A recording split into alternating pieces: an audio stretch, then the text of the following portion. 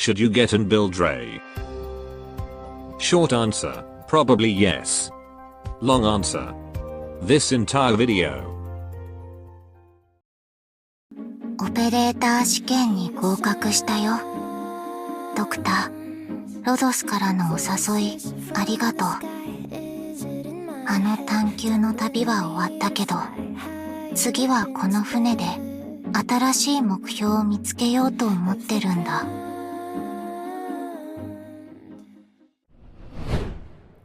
Layla, codename Ray. A taciturn Rimbilliton-born Cortus, who often works as a pit sinker. And is now a Rhodes Island operator, following her encounter with Dr. Savage and Supreme Leader Amia in Rimbilly. Pit sinker is a local parlance, used to describe someone who is tasked to check the safety condition of the mine, before the mining operation can be started. And oftentimes they are also required to patrol the mine shaft and protect the miner from creatures that might lurk in the mine. It's hardly any different from Savage, who is a member of mining security forces.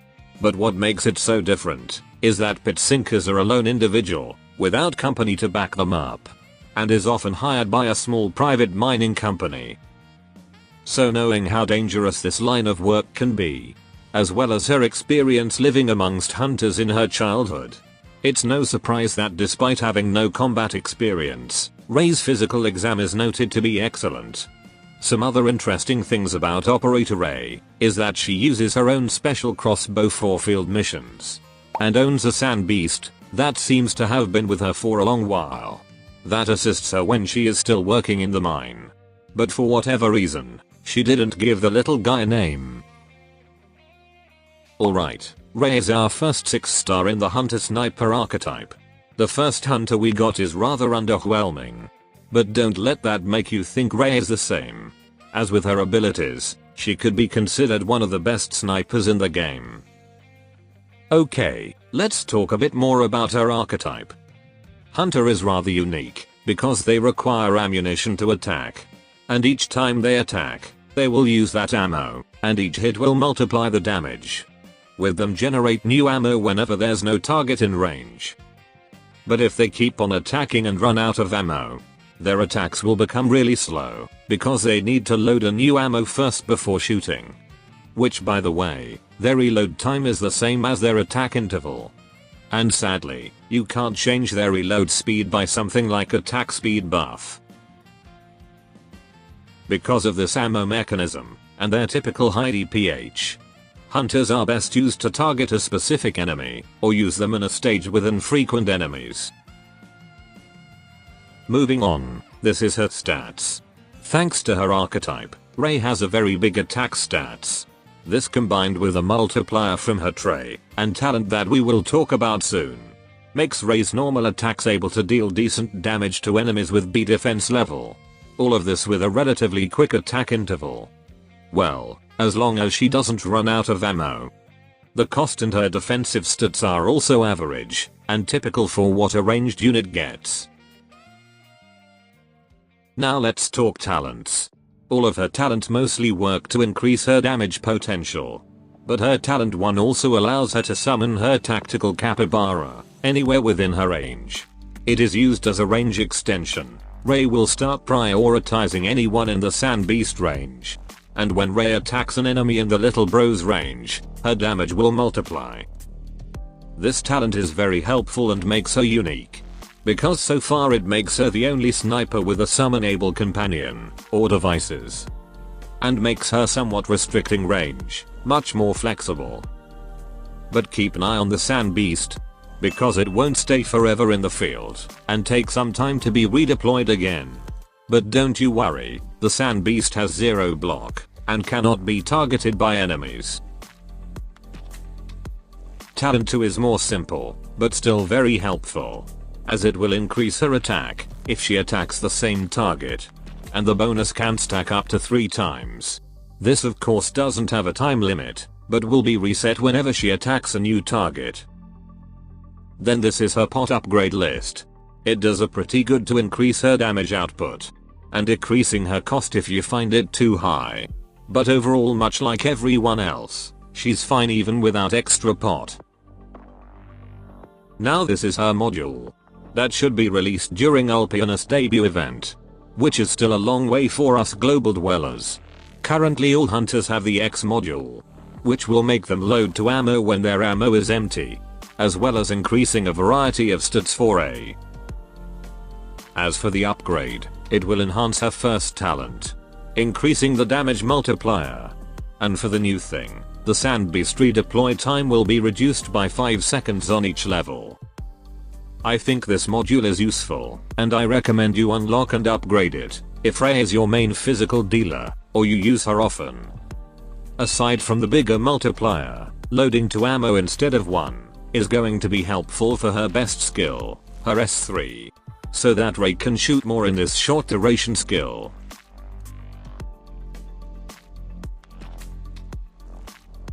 The Sand Beast redeployment time reduction is also useful for her S2, in reducing the redeployment time even more, to the point you almost can spam the Sand Beast.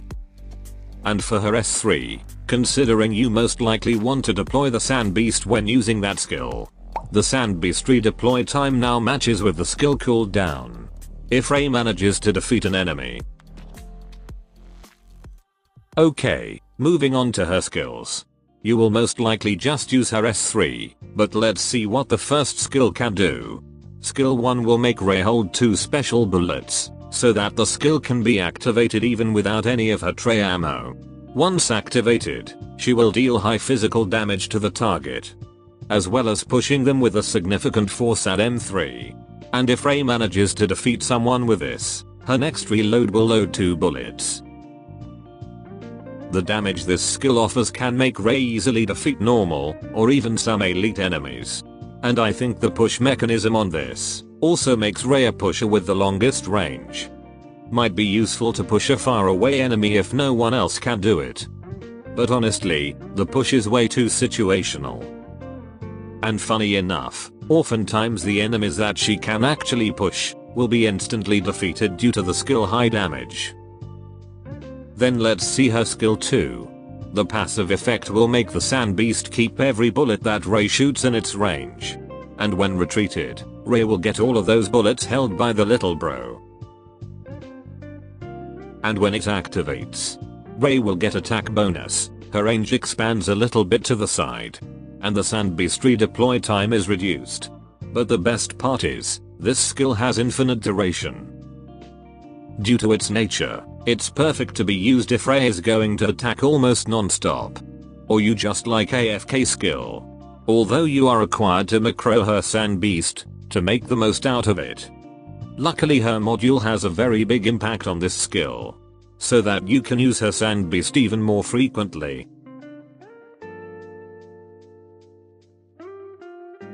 Last but not least, her skill 3. Her range expands to something like Artilleryman at Elite 1. But first, if her ammo isn't full, she will instantly stop attacking and begin to reload at an insane speed. After that, each time she shoots an enemy, the damage received a big multiplier. Additionally, each of her attacks now bind the target. While the description says it is only 2 seconds. But if Ray only attacks one enemy, that enemy will be permabind until the skill ends. Furthermore, if she defeats an enemy with this, which is usually an easy thing to do, she will receive 10 SP once the skill ends, so that her next skill usage can be activated faster. Even without any defense, ignore the DPH of this skill, combined with her talent and tray, is just insane. Able to penetrate a very tanky bosses with ease. Also, the bind is one of the best I've seen in the game. Not only is it long, but Ray also deals high physical damage at the same time. And the only downside I can think, since it has a short duration. If you activate this when she is low, or doesn't have any ammo, you're going to waste valuable time. And might result in Ray unable to defeat the enemy. Same thing when she runs out of ammo, especially when you don't have her module. Okay, for her skill mastery priority. Skill 3, no doubt. It provides insane physical damage as well as a reliable bind. And the mastery gain will increase the damage multiplier, so that Ray can unleash even bigger pain to the enemy. Skill 3 is pretty much the only skill you should focus on. But if you're thinking about a secondary option, then you might want to go with skill 2.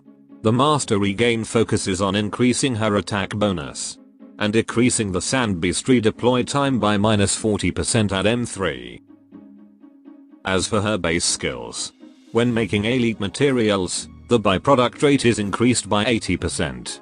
And for skill 2, Ray becomes an absolute rock lover. Because if she makes a tier 3 byproduct, that byproduct is guaranteed to be in Ore rock clusters. So ladies and gents, should you get and build Ray? Ray is another amazing sniper we got, and would be a great addition if you're lacking a physical dealer, or could use her S3 bind. And while she suffers her archetype typical drawback, luckily Ray's skills did something to ease or erase that drawback completely. However, there are some things you should consider before pulling her. First of all, if you watch this during her debut, Ray's banner is in really bad timing right now. Because after Ray, we are most likely going to be bombarded with limited banners. And probably in 3 or 4 months time, we will get W Alter, one if not the best snipers in the game. Aside from bad timing, if you're only going to get her for her physical damage, some other operators, snipers in particular, might be able to do more or less the same job. Unless you are here for S3 damage plus bind. Especially if you're looking forward to the upcoming CC2, where she is one of the best unit to use there. That should be all. Adios.